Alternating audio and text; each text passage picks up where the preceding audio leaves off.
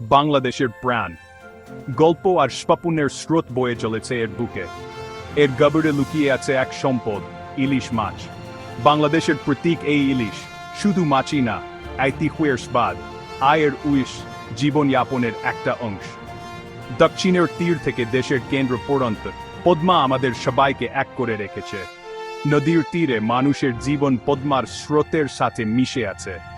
প্রজন্মের পর প্রজন্ম ধরে জেলেরা তাদের জাল ফেলেছে ইলিশের রূপালী ঝিলিকের খোঁজে। তাদের জীবন, ঐতিহ্য আর অদম্যতার এক জ্বলন্ত উদাহরণ।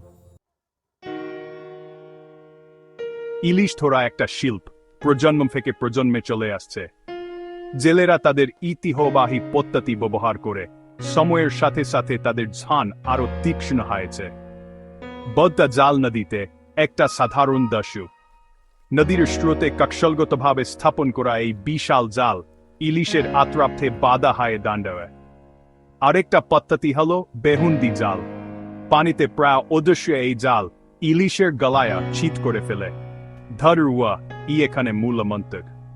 জেলেরা ঘন্টার পর ঘন্টা, এমনকি দিনের পর দিন অপেক্ষা করে সেরা মাছ ধরার জন্য।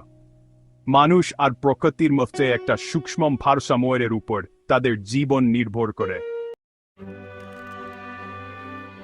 পদ্মা নদীর জেলেদের জীবন সহজ নয়। কষ্ট, অনিশ্চয়তা আর বিপদের এক জীবন। তারা প্রকৃতির সব রূপের সাথে পরিচিত। ঝলসানো রোদ, মুষলধারে বৃষ্টি, ভয়ঙ্কর ঝড়। কিন্তু তাদের মনোবল অটুট থাকে। অনেক জেলে ছোট নৌকায় থাকে, পরিবার নিয়ে। নদী তাদের বাড়ি, তাদের জীবিকা। খোলা আকাশের নিচে তারা খাবার, গল্প আর হাসি ভাগ করে নেয়। নদীর সাথে তাদের একটা অটুট বন্ধন। বাংলাদেশে ইলিশ শুধু মাছ নয়, এটা একটা বিশেষ খাবার, যা উৎসব আর পারিবারিক মিলনমেলায় খাওয়া হয়।